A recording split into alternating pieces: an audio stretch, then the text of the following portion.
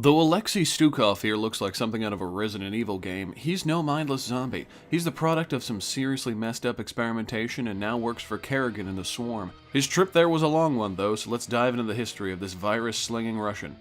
Alexei Stukov was part of a group known as the UED Expeditionary Fleet. He was a military scientist whose focus was top-secret research to improve the combat effectiveness of troops and other technological war machines. Though he was skilled in combat, science was his main focus.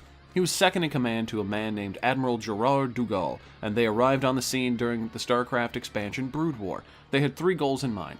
The first was to conquer all the Terran colonies that Earth deemed as going rogue and capture Arcturus Mensk. Sorry if I butchered that. Who is the leader of those colonies. The second was to take control of the Zerg swarm by capturing an overmind with psychics and drugs and shit, because that's how you do that sort of thing.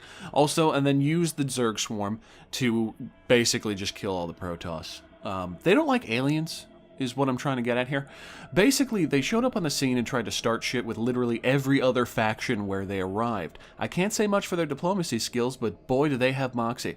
Stukov here was likely brought along to help Goals 2 and 3, as his brilliant mind would do wonders to making sure they had the technology needed to control the Zerg. Now here's a fun little story. Right after they arrived, they unleashed the Zerg on a random colony as a test to see what they could do. Afterwards, they just left the Zerg there. Moral of the story? They weren't nice people. After this, Stukov and his forces decided to blockade the planet of Braxis from approaching Protoss forces, but failed. He then pursued to try and capture the capital of this planet, called Boralis. This is important because in the process he conscripted a group of Confederate forces led by a man named Samir Duran. Not long after, Duran discovered on another planet a device known as the Psi Disruptor. This is an important piece of technology as it disrupts the psionic link that Zerg have and renders them less effective on the battlefield. Duran convinced Admiral Dougal that it needed to be destroyed, but instead Stukov's forces secretly dismantled it, shipped it back to Braxis, and rebuilt it. All this while, the UED Expeditionary Force was pursuing Mensk and was being helped by Jim Raynor. They successfully escaped UED grasp multiple times, leaving Stukov and Admiral Dougal surprised that Mensk not only had Raynor's help, but the help of the Protoss. They tracked their quarry to the Protoss planet of Ayur. Now here's where things get fancy. Dougal led the main forces towards a warp gate that Mensk and the others were trying to escape through. Surrounding the warp gate was a group of nesting Zerg who were passive until the gate was activated. Stukov and Duran were assigned to guard the flanks against any attack. Duran's forces deliberately moved out of place, allowing the Zerg to come in and clean house with the UED forces, giving Raynor and Mensk the time they needed to escape. Stukov now realized Duran was a traitor and likely infested by the Zerg. He fled back to the planet Braxis.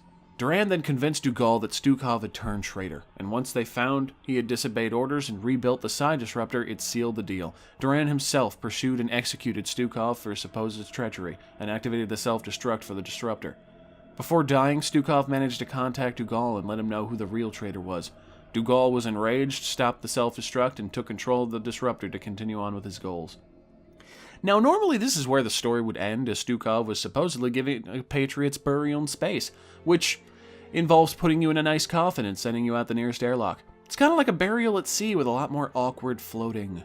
Anyway, that wasn't the end for Stukov. His body was reclaimed by the Zerg. His infestation was an interesting one. They infested his body with a Zerg creature known as a Cerebrit, which was a type of brood leader. Due to their hive mind, this infestation gave the Zerg a larger knowledge of the UED. However, this type of infestation was not possible by the Zerg alone, and the process was created by a man named Emil Narud, who was working for Mensk. They were trying to make alien super soldiers by combining Zerg and Protoss.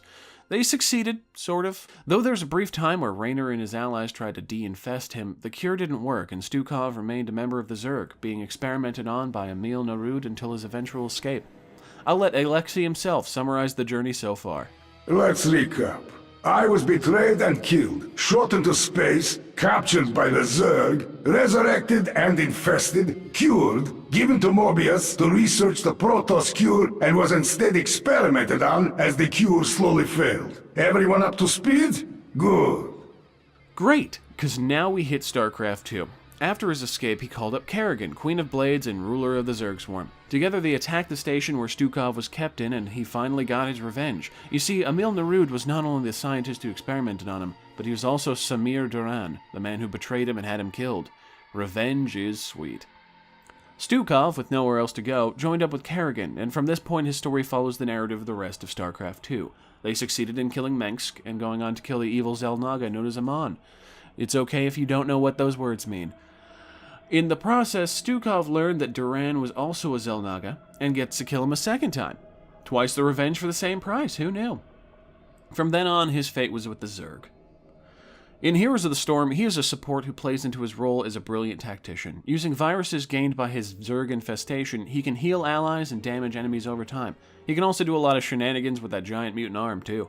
He makes for a very unique support who is a great ally to teams who group up, and a dangerous foe to enemies who do the same. Let's see how this Zerg commander does backing us up in the Nexus. Thank you very much for watching. If you enjoyed this video, please hit the like, share, and subscribe buttons, and take care, everybody.